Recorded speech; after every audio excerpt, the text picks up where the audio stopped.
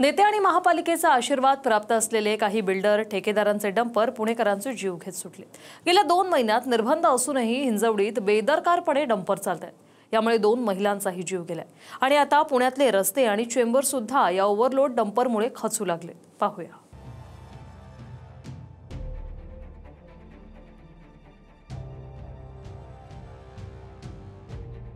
पुण्यातल्या रस्त्यांवर फक्त खड्डेच नाहीयेत, तर जिथे चांगला रस्ता आहे तो सुद्धा कधी जमिनीच्या आत गडप होईल याचा भरवसा आता उरलेला नाहीये। पिंपरी चिंचवडच्या संत तुकाराम नगर मधली ही घटना बघा। एक ओव्हरलोड वाळूच्या डंपरचं चाक गटारीच्या चेंबरवरून थेट खाली गेलं आणि पूर्ण डंपरच उलटला।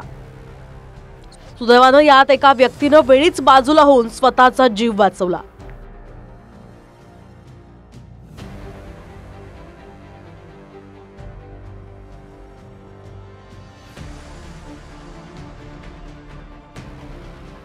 स्थानिक या चेंबर बद्दल वारंवार महापालिकेकडे तक्रार करत होते, मात्र तात्पुरती डागडुजी करून लोक निघून गेले। जर या अपघातावेळी तिथे लहान मुलं रस्त्याने ये-जा करणारे प्रवासी असते तर त्याला जबाबदार कोण ठरलं असतं असा मोठा सवाल आहे।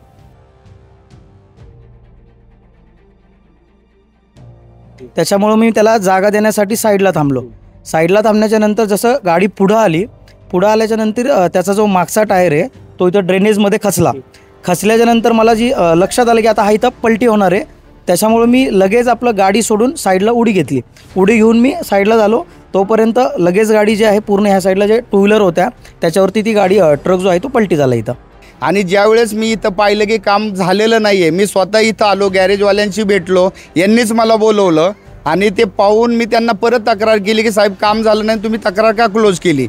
मी त्यावेळेस परत सारथीमध्ये फोन करून 22 ऑगस्टला ही तक्रार पुन्हा ओपन केली। तिकडे हिंजवडीच्या पांडवनगरमध्ये सुद्धा डंपरनंच आणखी एका महिलेचा बळी घेतलाय। सकाळच्या सत्रात हिंजवडीत अवजड वाहनांना बंदी घातली गेली आहे, तरीही वाहतूक पोलीस आणि सीसीटीव्ही गाढ झोपेत असल्यामुळे सारे नियम फक्त कागदावरच आहेत। मृत भारती मिश्रा नावाच्या महिला ब्युटिशियन होत्या। दुचाकीवरून पार्लरला जाताना भरधाव डंपरनं त्यांना चिरडलं, ज्यात त्यांचा जागीच मृत्यू झाला। 2 महिन्यांपूर्वी सुद्धा याच हिंजवडीमध्ये डंपरनं दुचाकीला धडक दिली होती, ज्यात महिला अगदी थोडक्यात वाचली, मात्र पाठीमागे बसलेल्या मुलीचा दुर्दैवी मृत्यू झाला। याच वारंवारच्या मृत्यूंमुळे हिंजवडीत IT अभियंत्यांनी रस्त्यावर उतरून शासन आणि प्रशासनाविरोधात घोषणा दिल्या। आधीच वाहतुकीची गर्दी, अरुंद रस्ते आणि त्यात अवजड वाहनं बेदरकारपणे लोकांना चिरडतात, मात्र ना पोलीस ना पालिका नाही स्थानिक नेते याकडे लक्ष देतात।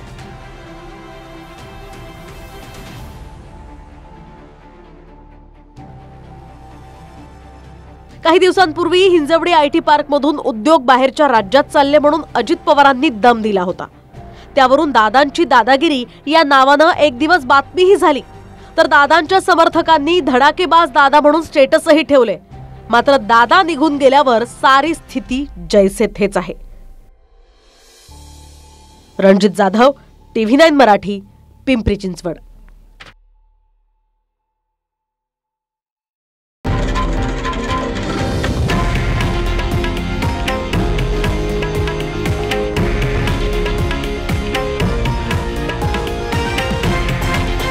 हे आहे देशातील नंबर 1 न्यूज नेटवर्क आणि आपण पाहत आहात TV9 मराठी, एकमेव।